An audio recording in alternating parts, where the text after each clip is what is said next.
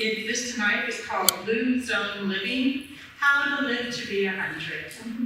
So this it was so funny when we started organizing this. Nirmala said, the scripture from John 10:10 is what she thinks of about when Jesus said, I come. I'm just going to read it. I have come that they may have life and that they may have it more abundantly. And so this is being sponsored by United Health Ministries of the Organized Health Conference of the United Methodist Church, which I chair that team. And I'm happy to be here and do that for us today. These are all going to be recorded. And if you would like to have access to recording, they're going to be on the church website at some point. Pam says she's going to do it one at a time as we go through each week, so they will be available. The word resilience is not a new one, and defined as the ability to bounce back from stressful events or an adverse stressor. Resilience is a pillar of successful aging. Aging and resilient trajectories are determined by multiple interacting factors. Some of this includes having a purpose in life, a better perceived health, optimism, locus of control, social connectivity, spirituality, functioning independently, and exercise practice. The WHO Global Health Age-Friendly Cities Project aims to promote aging by optimizing the environment that includes transportation, housing, outdoor spaces, and buildings. Socially, through participation, respect, and inclusion, and employment, community support, and health services. To prevent or delay the decline in physiological reserve, enhance psychological skills, and to extend the health span. That is what improves resilience in the long term. Tonight, I'm very happy to be able to introduce you, which many of you already know, to Nirmala Dhar. She has a license. We are very gifted to have her among us in our congregation. She is a licensed clinical social worker with a master's degree in social work from Brown School of Social Work at Washington University in St. Louis, Missouri, and Bombay University in India. She is mission-driven and has a passion to work with the most vulnerable clients, often across sectors of complex care needs. Nirmala has worked for 36 years in all aspects and programs of behavioral health in the public sector in Missouri, New Jersey, and now in Oregon. Nirmala is a senior policy analyst in the older adult behavioral health lead strategist. Say that fun. Times of behavioral health. She brings her strong social work and faith values of service and caring to her work. Nirmala's work is animated by anti-oppressive practice and the dignity and respect for all who are served. Her career has been focused on the values of social justice and equity, with a passionate focus on disability justice for individuals with serious mental illness. Nirmala has provided trainings on a variety of topics over the past 20 years, locally and nationally. And we are very gifted to have you with us tonight and actually getting us organized to do this series. So thank you, Nirmala. Thank you. Thank you so much. And I'm so pleased to be here today. So that one reason was that I will get to know all of you better. And I'm hoping that is mutual.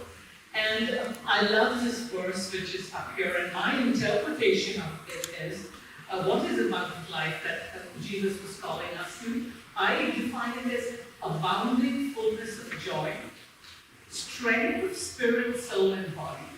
And so please keep that in mind as I present today. And I just want to say what a privilege and joy it has been working with the care team, led by Jeannie, Emily, Stacy, and I thoroughly enjoyed our Zoom meetings, organizing this, and I really look forward to doing some more work. So thank you again. So our topic today is really Blue Zones living, and the subtitle is How to Live to Be 100. And I gather you're all here because we all want to live to be 100 perhaps. And so I have to give you my obligatory joke. So Edith lived in an assisted living facility locally here in Oswego, and she was going to celebrate her 104th birthday. And so the facility said we'll make a big deal about it, and they called some journalists and friends and neighbors. And so one of the journalists walked up to Edith, who was sharp at the time, was funny, and they asked her, so how does it feel to be 104? Without blinking an eyelid, she turned around and said, finally, no peer pressure.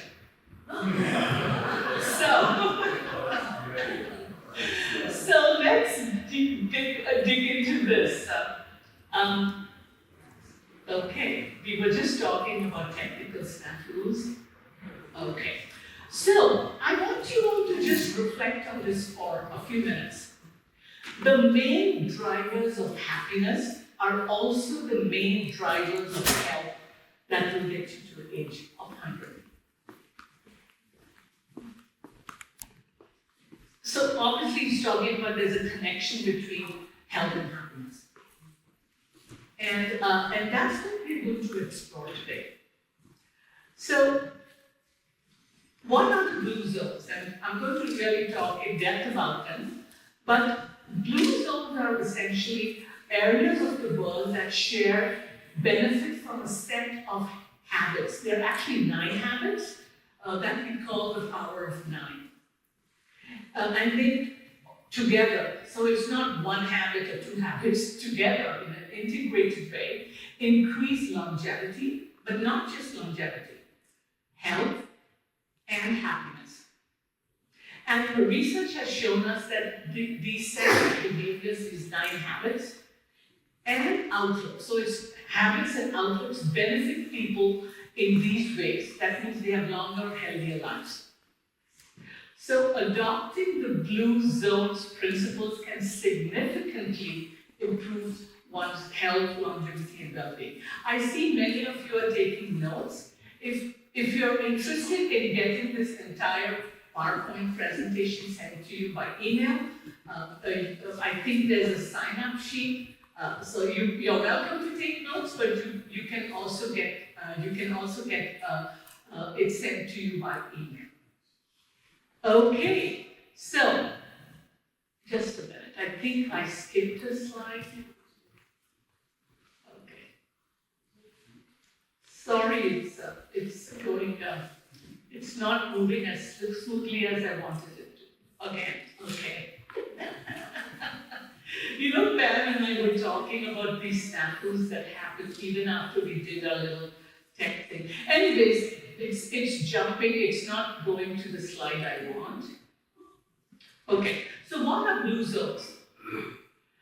So this really began as a National Geographic expedition by this journalist by the name of Dan Buettner to uncover the secrets of longevity. And this evolved into this whole big book, body of work called Blue Zones.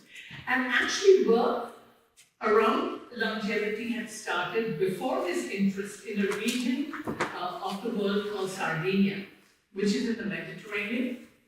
It's part of Italy, where strangely men were living as long as women. Do you know that there is a gender longevity advantage?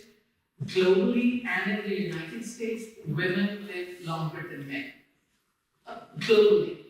In the United States, women live about 5.5 years longer than men. And so they have this gender longevity advantage.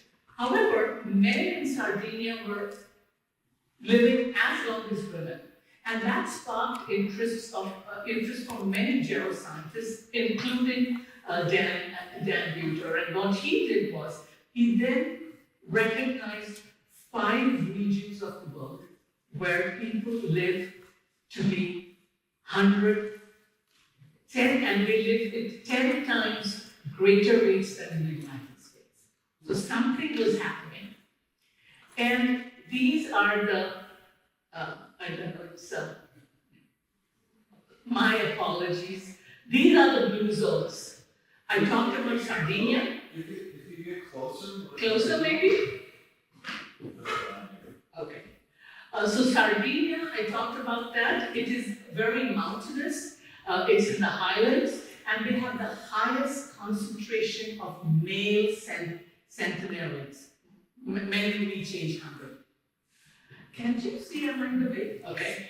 Then there is Icaria, which is in Greece. It's in the Aegean Sea, which has one of the world's lowest rates of middle-age mortality and the lowest rates of dementia. Did you know in the United States, dementia is in the top 10 diseases, like killers? So it's pretty high, the prevalence of dementia in the United States. But it is very low in Icaria.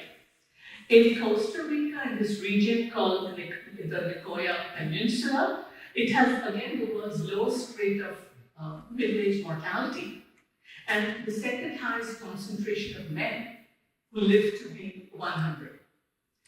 And then, in our own backyard here in California, it's a very small enclave called Loma Linda, where there is a large Seventh-day Adventist community, which was established in 1840. They lived 10 years longer than all their North American counterparts. Just that small group of Seventh-day Adventists. So they are considered a blue zone. And then lastly, Okinawa, Japan, where females over 70 are the longest lived population in the world. There, women live up to 114, 118 in Okinawa. And so something was obviously happening, that these 5 regions, you see people living way past what we all live here in the United States. So I want to just explain this concept of lifespan and health span. We all know the concept of lifespan, and that is measured in terms of longevity. Like, how long does an organism live? Does anyone know what's the longevity for an American male? 79. 79 years old. And for women? 84, yes. You know, it did take a dip. It took a dip 2 years ago during the pandemic. Did you know the pandemic for the first time actually dropped the life expectancy? Because over 1 million Americans died. And by the way, the disproportionately men died of older men as opposed to women died. And so men longevity dropped to 77 years. It has picked up again. And there's another event which also affects longevity, recent. Anyone knows what that is? It's the opioid crisis, where last year 100,000 people died. So combined with the opioid crisis and obviously the pandemic, it did go down, but it has actually come back up. So it's 79 for men and 84 for women. So that's the lifespan, that's longevity, lifespan. I want to talk about the concept of health span. And so health span is the duration of time when people are healthy without any significant chronic illness. So look at people in the blue zones. They have all of these positive biomarkers: clean arteries, low cholesterol, low risk of hormone-dependent cancer, 80% less breast and prostate cancer than North Americans, very strong bones, with half the risk of hip fractures than North Americans, lean, fit bodies, and remarkably clear very clear mental clarity. So, what's happening with our health span? Look at the chronic diseases that all of us, by age 66, the average American health span is 66 years. That means at age 66 and after that, we develop all of these chronic illnesses. 6 in 10 adults in the US have that's 60%, or every 6th person in this group.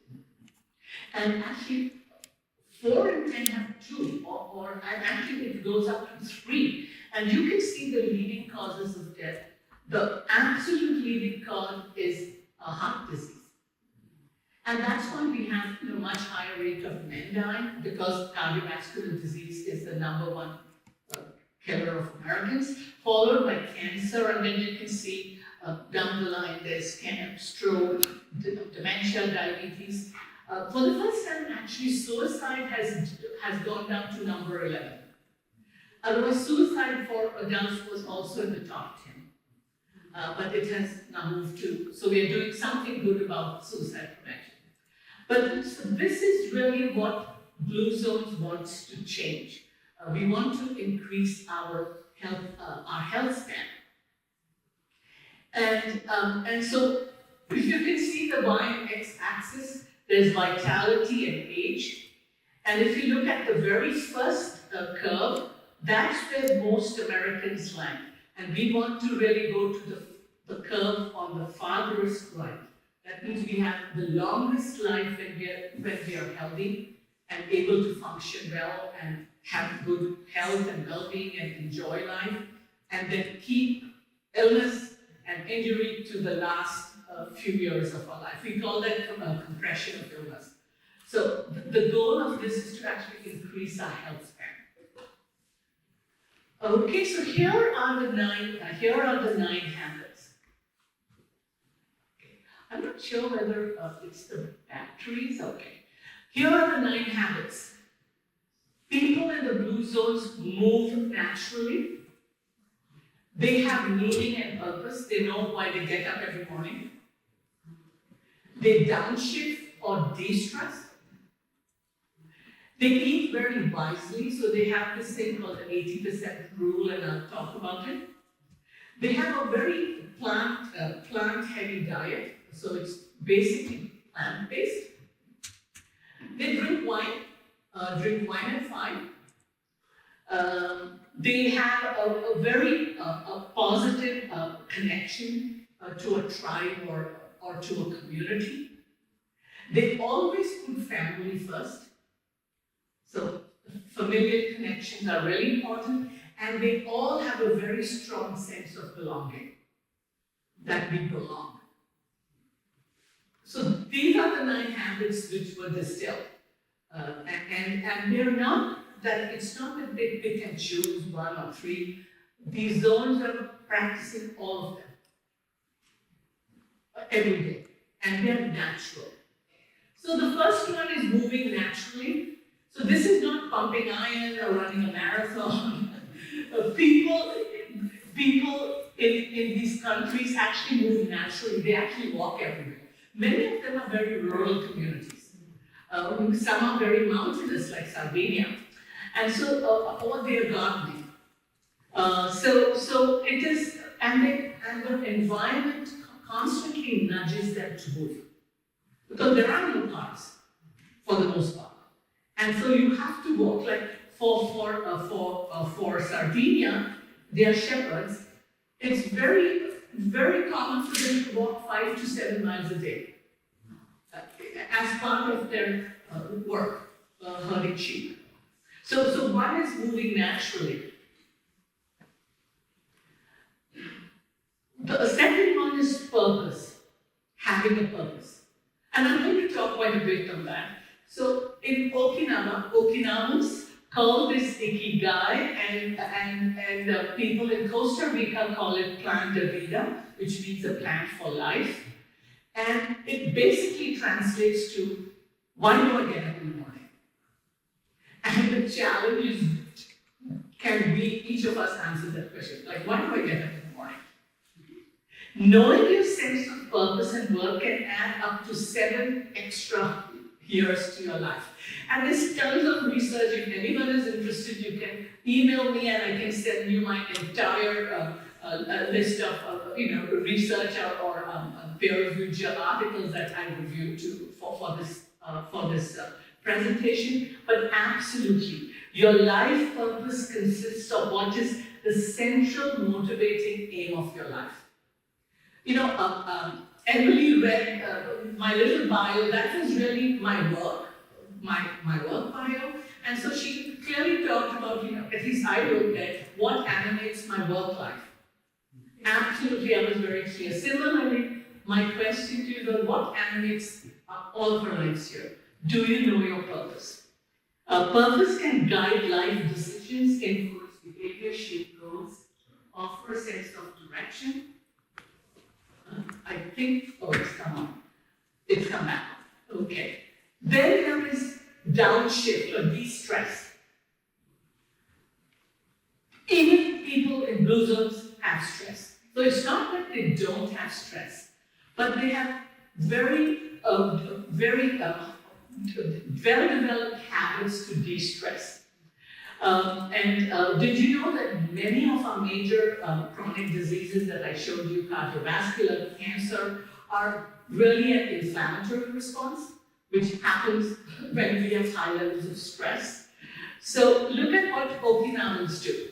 They take a few minutes every day to remember their ancestors. So they kind of tune off and actually focus on remembering and honoring ancestors. Adventists pray all the time, the Linda Loma Adventist. Icarians take a nap. Sardinians do happy hours. And by the way, I'm going to tell you all the wonderful research on naps is coming up. But have we developed those habits to de-stress? Then there is that 80% rule that I talked about, eating wisely. It's called Harahichibo, and this is a 500-year-old Confucian mantra that you say before a meal. And that essentially means you stop eating when you're 80% full. You don't keep eating even when you're hungry. In our culture, we have big portions. We enjoy food a lot. Not that they don't, but it is that rule they practice that you stop at 80%. And that 20% gap between feeling absolutely satiated and not being hungry, that is the difference between losing or gaining weight. And as you know, the research, the evidence says that the one evidence-based strategy for longevity currently, anyone knows what that is? Caloric restriction. If you restrict your calories. And they're just doing it out of habit and culture. Where they don't eat, they stop eating before they're fully satiated. And this is like an everyday practice, which is passed down. And they also eat their smallest meal in the late afternoon.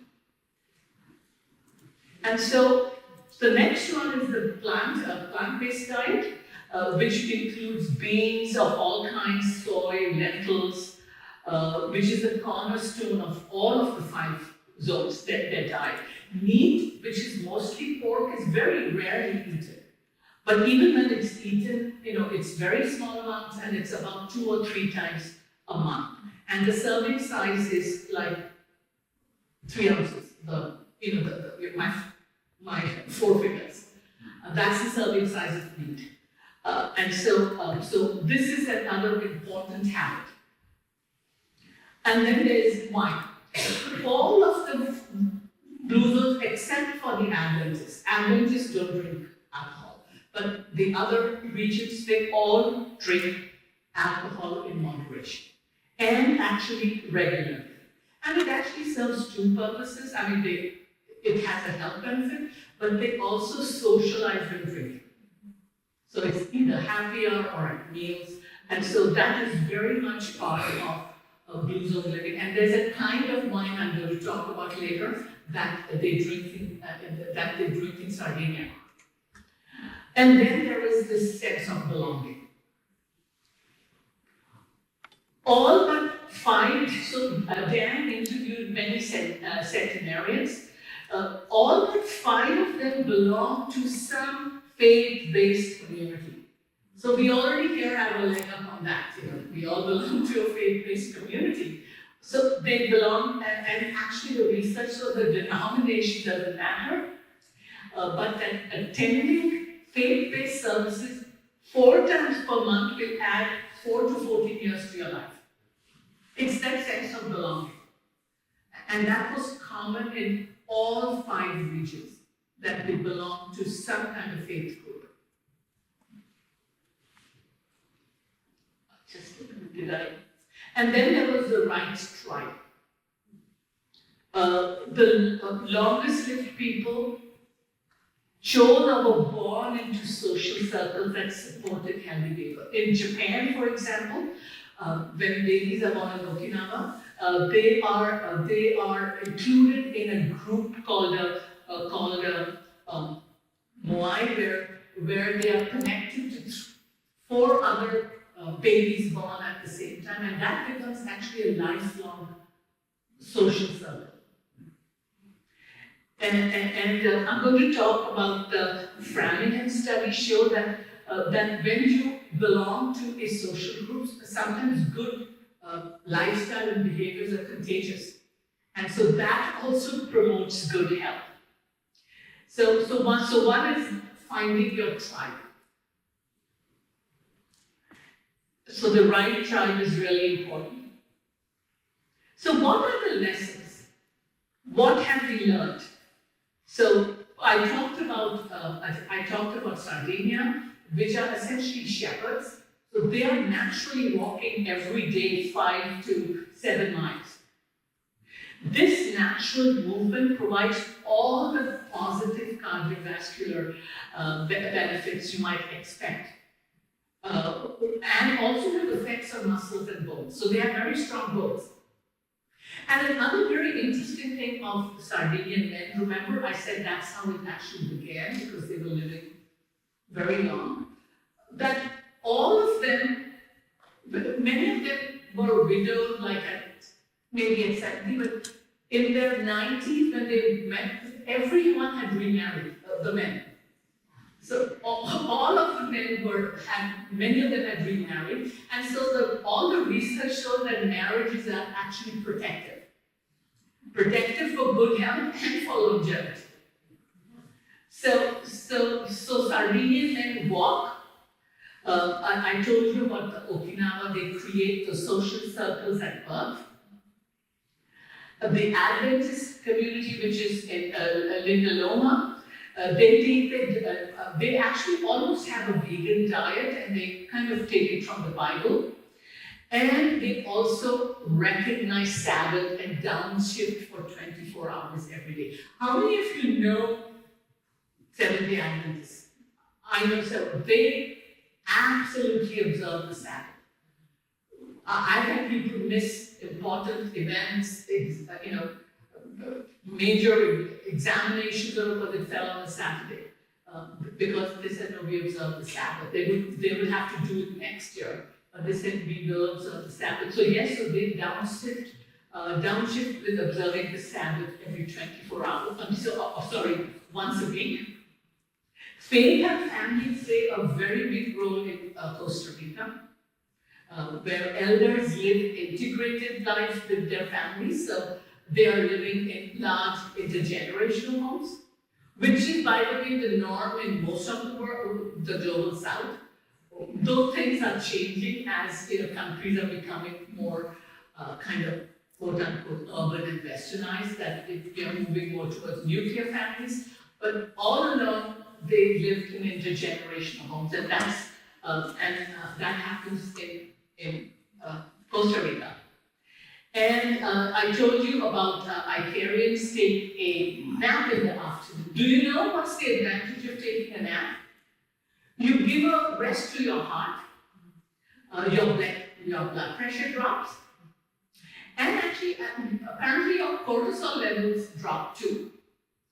But all the research, I was reading some journal articles today before I came here, they said the nap should only be 1 or 2 days a week. So not every day. So it's 1 or 2 days a week to get the full cardiovascular benefit. But essentially what it does is it drops your blood pressure. And that happens in the first stage of sleep. And that also your cortisol levels drop. So, you're bringing down any kind of inflammation, your resting heart rate comes down, so your heart is not working that hard, and so you're giving yourself a nice little cardiovascular break. And they do it regularly. This is the other thing about eating. Eat like breakfast like a king, lunch like a prince, and dinner like a pauper. Unfortunately, I do just the opposite. So I need to change that.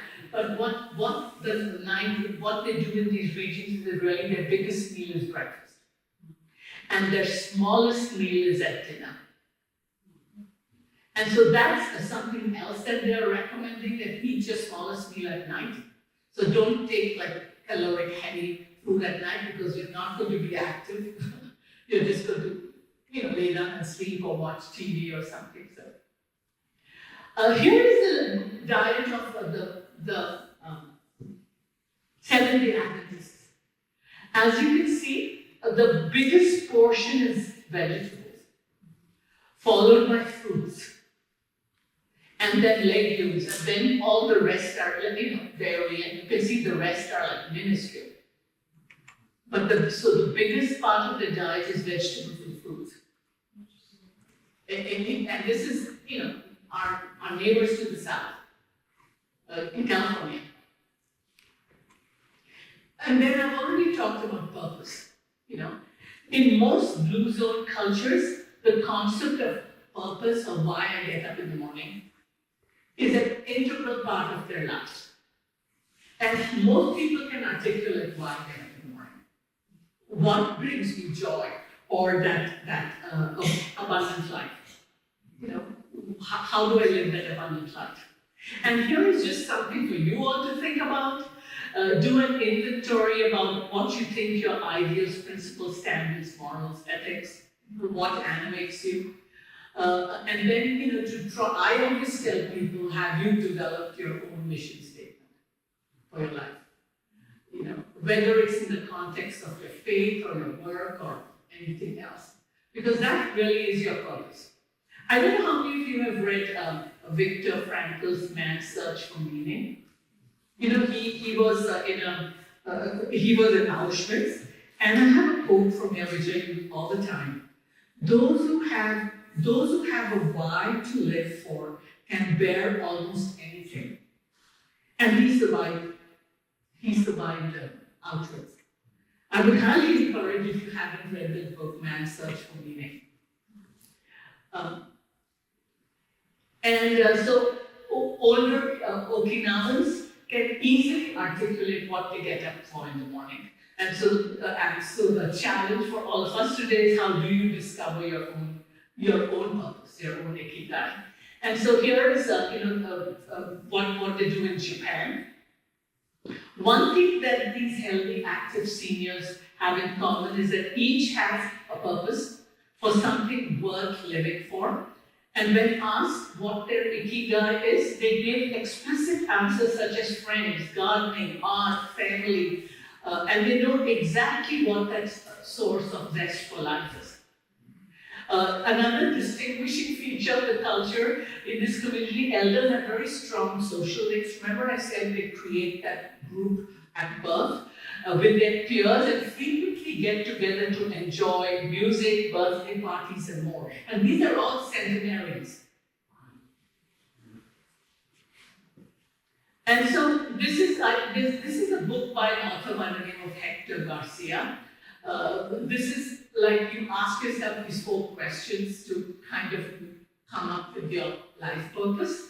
If you can see, there are 4 intersecting circles. So it's not quite a Venn diagram because it's 4, but you can see the circles say at the top what you love, what the world needs, what you can be paid for, and what you are good at.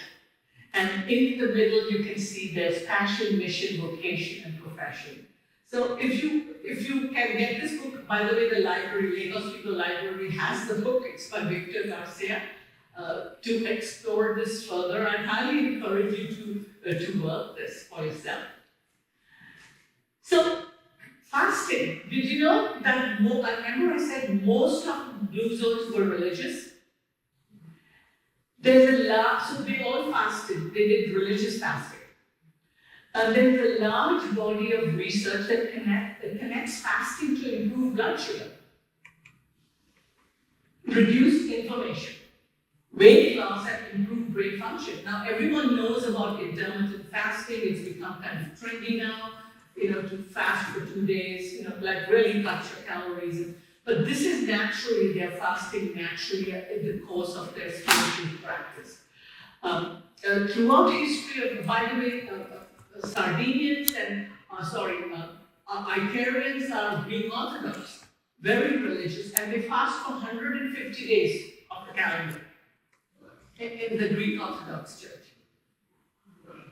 They're religious fasting. So fasting is a regular part of life in the original blue zone regions due to their religious observance. So I've told you that they're staunch Greek Orthodox Christians, Icarians, and their calendar calls them to fast half the year, 150 days. And I've already told you about caloric restriction is a kind of fasting, where you cut about 30% of your calories out of your normal diet. And that is, by the way, I said, the only evidence-based intervention for slowing aging in mammals. Did you know sitting on the floor is linked to health, mobility, and longevity? I will make a pretty picture trying to sit on the floor. I won't even demonstrate it because it doesn't look good. But look at Okinawans in the blue zones, where women, I remember I said, live exceptionally long. They traditionally sit on these floor mats called tatami mats, and they sit on it all day. They talk, they eat, they relax, they get up and sit down, get up and sit down. Several times a day. Things are changing now culturally, more, younger people are not sitting on tatami mats, they're sitting on chairs, but I'm talking about the centenarians. Guess what this does? It exercises their legs, back, core in a natural way when they get up and sit down all day long. Sitting on the floor improves posture and increases overall strength, flexibility, and mobility. And all the studies correlate the ability to sit and rise from the floor without support. You're not holding on to something, with longer life expectancy. And that you also develop really good musculoskeletal fitness. You get stronger bones. And that is all a cultural habit there, sitting on the floor. What can we all do is walking. So, the main benefits of walking is reducing various health conditions risk, including cardiovascular disease, type 2 diabetes, and dementia. I've already said it is the #1 killer of Americans, mostly American men. Cardiovascular disease, heart attacks and all of that. And walking can cut it down 31% reduced risk if you walk. And I keep telling them, I work in healthcare, why are we not doing this social prescribing? You're giving medications, why don't we talk about writing on the pad, walk 3 times a day for 30 minutes? It's easily accessible to most people. Yes, there are people who may not be able to, but do whatever you can. But walking is key. I'm talking of walking as medicine. It was reduced to 30% risk of type 2 diabetes compared with no walking. It looked at a control group and a group that did not walk. People who walked showed a 30% decrease in type 2 diabetes. There's lots more of, I can go on about walking. Did you see that there was a latest article which came out in, I think, JAMA, where people who have dogs, because they're forced to walk, have have lower cardiovascular disease. And so if anyone is interested in that and you have a dog, I'm happy to send you that article. I don't have a dog, but I have lots of friends who have it. Have dog? Absolutely. Dogs keep you healthy because you are forced to take them out for a walk several times a day. We talked about the 80% rule, the Hara Hachibu, where you stop eating when you're 80% full, and it is like a caloric restriction. And so what we found in the people in Japan, the ones who practiced this, they had some of the lowest rates of heart disease, cancer, stroke, and I've already told you their women outlive any of the other blue zones. They're living up to like 115 or so.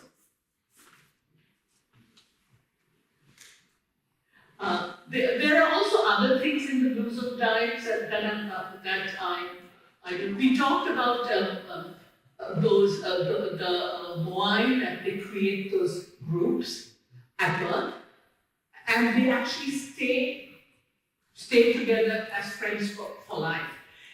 Any idea what social connection? Why is social connection like good? Why is having friends good? I think the friends can help you kind of steer, they gently nudge you. Gently nudge, okay. They also can be helpful in times of stress, so they're like a stress buffer. You can get support and help. So absolutely all the reasons. Actually, my talk next time is on the power of social connection. But blue zones do that too. So there's a Harvard study which began in 1938, where they were looking at sophomores who entered Harvard in 1938. They happened to be men and men because Harvard didn't admit women at that time. So it was all men. Later on, much later, they added women, like their spouses, women. So this is one of the longest lasting longitudinal study kind of on happiness. And look at what the finding. The surprising finding is that our relationship and how happy we are in our relationship has a powerful influence on our health. Taking care of your body is important, but tending to your relationship is a form of self-care too. A much more important barometer of long-term health and well-being is the strength of your relationship with family, friends, and spouses. Not finances, not how much you've traveled, maybe not even some of your talents, but it is the strength of your relationship.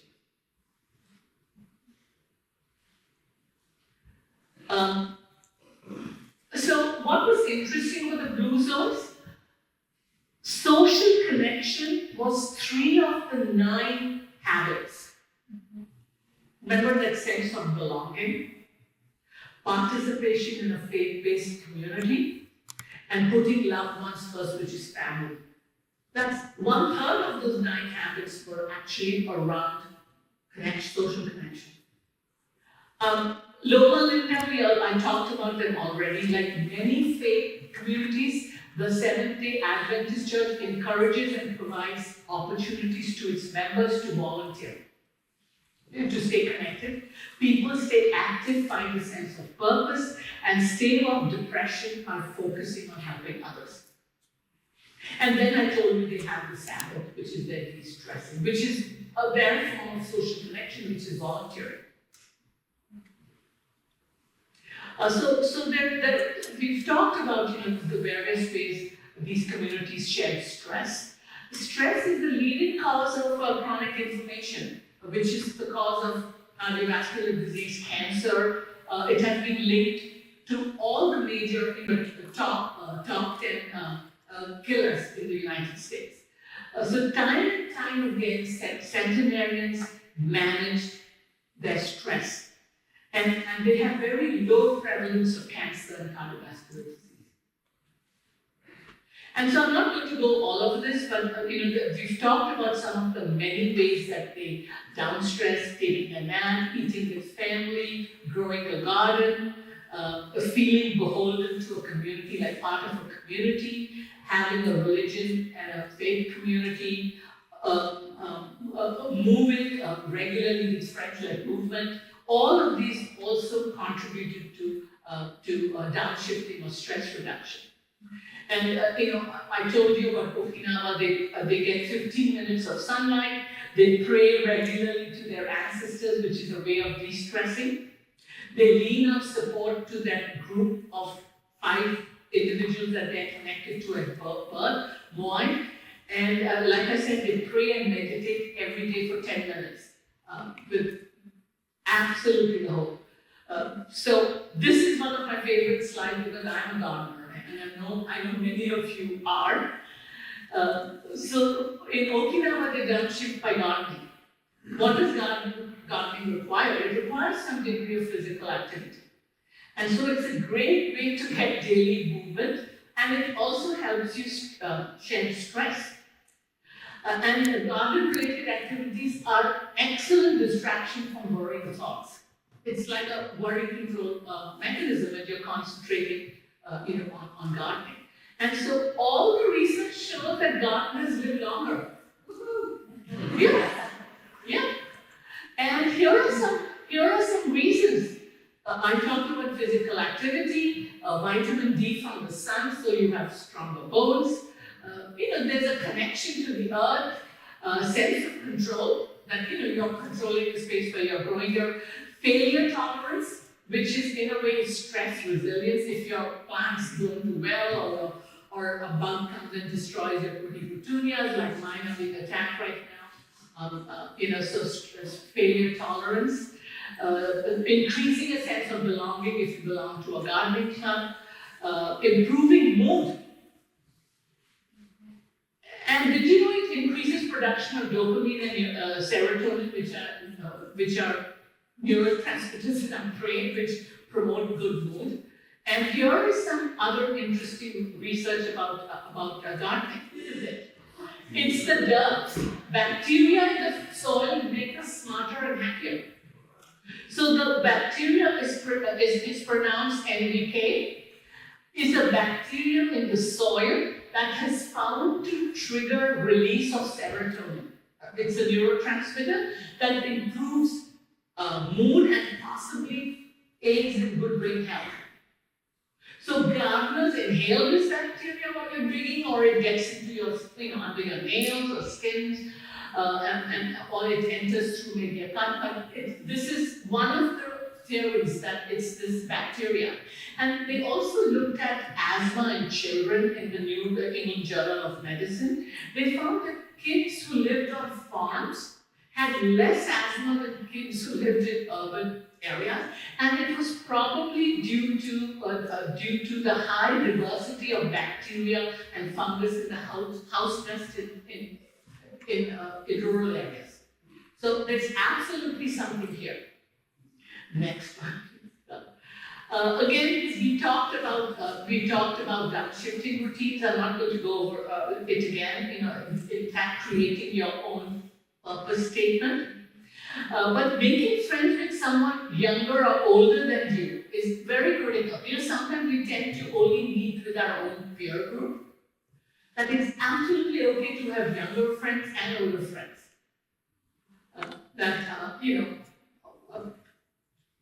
Many of us are, what would I say, 50, 60, 50, 60, 70. Hey, have a friend who's 30, maybe even 25. That is absolutely okay. In fact, it is quite important to have intergenerational contact. In our culture, we tend to segregate people who are aging.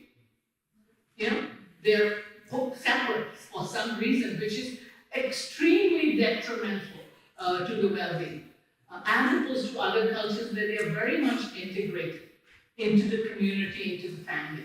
And that's something we need to change. Oh, it did move, thank you, or maybe you did. I've already talked about Sardinia, having that happy hour, having wine, and meeting with families. In Sardinia, they have very strong family values. So grandparents live with their adult children and grandchildren. It's considered just normal to have an intergenerational household. Actually, in most of the blue zone countries like Costa Rica, Icaria, they have intergenerational families. One please, yes. And remember I talked about the wine that they drink. It's a particular kind of wine, and it comes from these grapes called the Grenache grapes, which are very, very high in this plant compound, which actually which actually reduces things like inflammation, which is often the culprit in blood pressure, cardiovascular disease, where your arteries become inflexible, or high cholesterol. It also brings down inflammation. So it's this particular wine that is what they drink, especially in Sardinia. And by the way, the plant compounds, if you're interested, are called polyphenols, and they are very rich in antioxidant properties. So, and anything else like blueberries, you've heard, right? Similar, they have the same plant properties. But they drink this every day. Please. Thank you. And then 1 in 3 in Icaria, 1 in 3 resident lives past the age of 90. And I've already told you that they take a nap.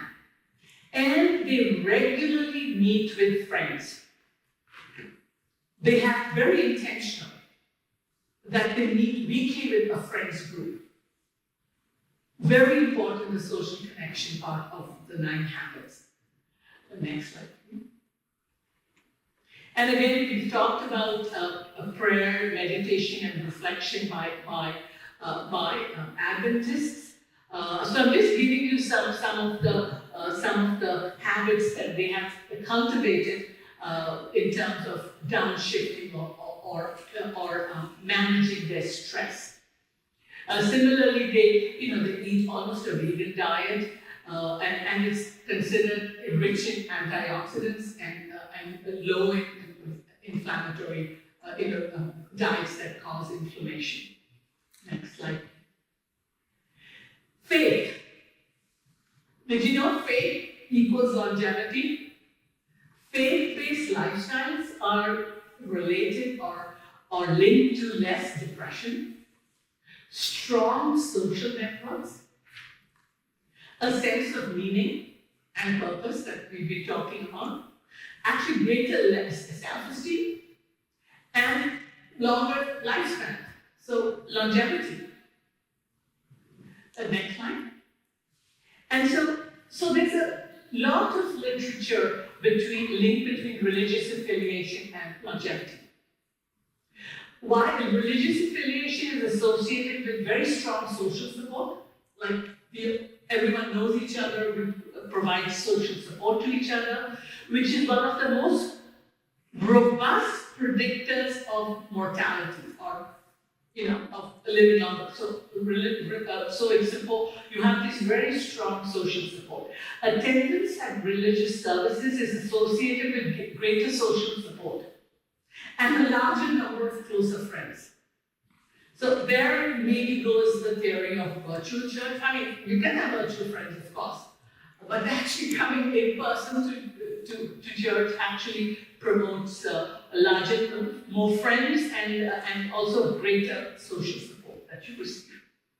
Attendance at religious service has been found to predict increases in social relationships over a 30-year period, that people have kept their friendships for 30 years or more from their church family. And increased involvement in volunteering among religious groups. A core teaching of most religious traditions is caring for others. And members in religious organizations are associated with greater volunteering in the United States. And by the way, volunteering has bi-directional benefit. That means it benefits the recipient of the care, but it also benefits the volunteer themselves. So it has bi-directional benefits for both. Next slide.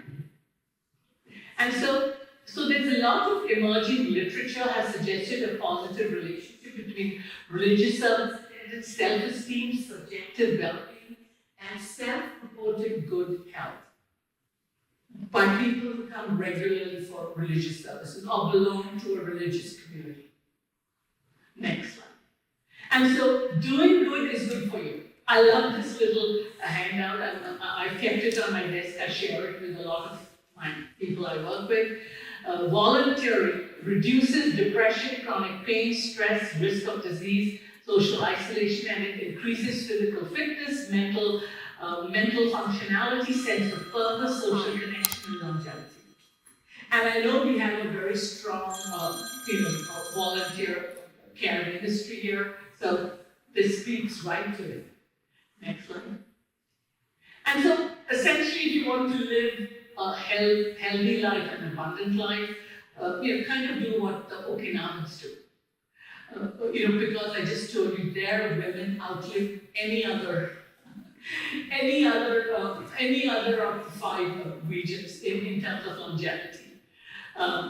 So they practice that 80% rule about eating. They be positive and find your purpose. Stay mentally engaged. Join a social group. Stress less and rethink your relationship. And really embrace your spirituality, your religious practice, your faith community. Because that's what they do in Okinawa. Next slide, please. We're almost come to the end. This is right out of 8 Essentials. This is out of the American Heart Association.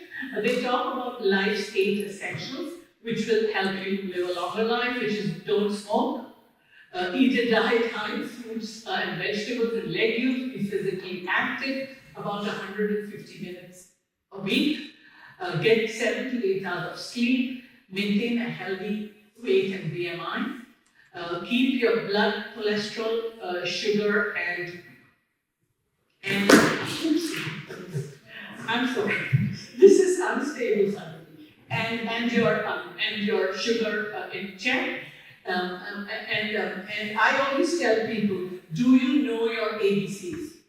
And the ABCs are really your A1C, which is your blood sugar, B is your blood pressure, and C is your cholesterol, the bad cholesterol. Those are biomarkers you should know on your fingertips. I mean, that's what we teach in my world. To know what is your biometrics, so that you know where you need to. So this is essentially what this is referring to. And next slide, please. And just really do strength training. If you smoke, quit smoking. Eat mushrooms in particular because of some of their plant properties. We've talked about exercise, limiting animal protein, and then focusing on these,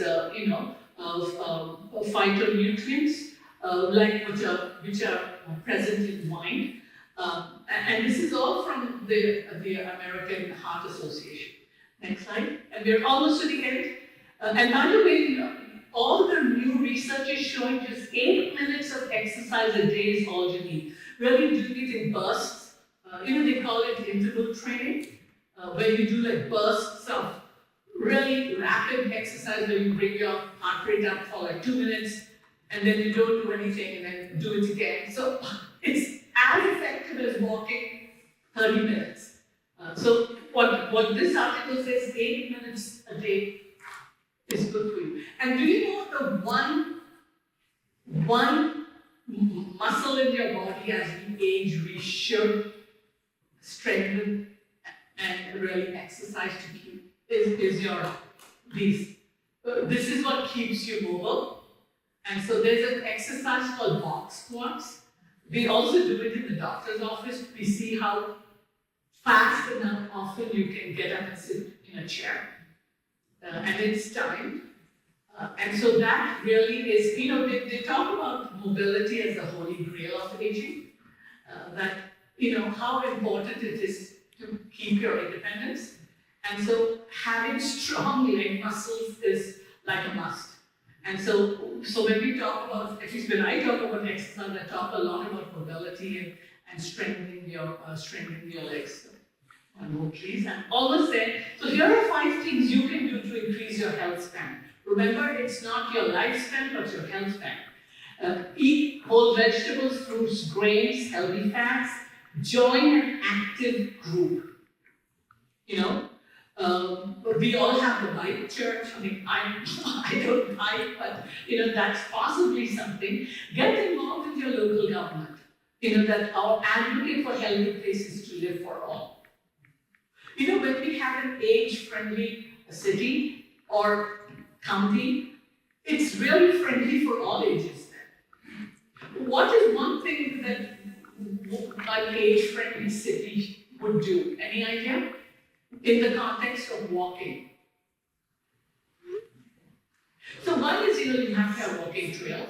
It's nice, but what we have suggested is having nice benches along to rest, and also gives an opportunity for people to meet and socialize. So that's actually one of the pillars of an age-friendly city or age-friendly county. Join a community garden or volunteer. Be a good friend. And don't wait for someone to call you. I'm going to wait for that email, or no, I will wait to make that call. Take the risk and send an email or a text or a phone call. Next slide, please. This is going so much better, thank you.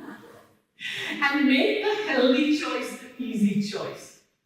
For example, McDonald's, some time ago, they were looking at a healthy meal, for the kids' meal.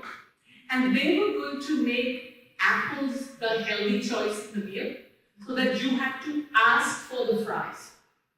If you just said, I want the children's meal, you would get apples in the meal.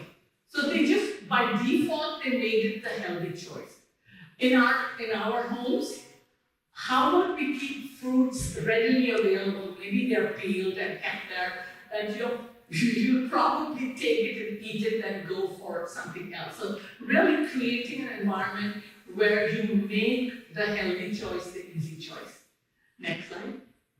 And here are the lessons for all of us. Assess your current lifestyle. Think about embracing a plant-based diet. And I'm not suggesting being a vegan, but looking at plant-based diet. Engage in regular physical activity. Cultivate strong social connections.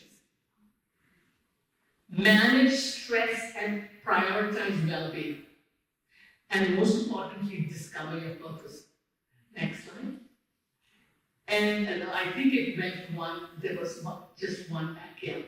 And so what can you expect if you embrace Blue Zone living? You just feel physically much better well-being. You have improved mental and emotional health, increased overall life satisfaction and well-being. There's a potential for living long, and lower risk of chronic diseases. Remember I said we want to increase our health span. And the last slide, I think there's one more. I'm just giving you a connection menu. Some of us who need more than a nudge to pick up and call a friend. Write a thank you note, an actual old-fashioned thank you note to someone. Make plans for a social hour. Join a club, a book club, or a garden club, or volunteer. Host a potluck. Give a compliment. And have a device-free review. That can be a challenge, yes. The last, one more slide, and then we are done. So again, to recap, here are the 9 habits. Move naturally, belong, find your tribe, have purpose, family first, downshift daily, drink wine in moderation and with friends, eat mostly plants, and eat to maximum 80% full. And my very last slide, No, you can just move to the last one. So how will you jumpstart your Blue Zone journey? How will you apply these lessons to your own life? And will you also advocate for Blue Zone's principles to be incorporated maybe into policies and programs wherever we work, worship, volunteer, all of it? So thank you all, and some of you have signed up, you will get this PowerPoint from me, but we have a few, I didn't see the time. Do we have some time for some questions? I think you need to ask them. Do any questions or comments or anything? Thank you for doing that for me, going through this slide. So I think this is a good time for us to stop the formal part of the program and enjoy a cookie. Oh my gosh, it's 8 o'clock, I didn't know that. Yes.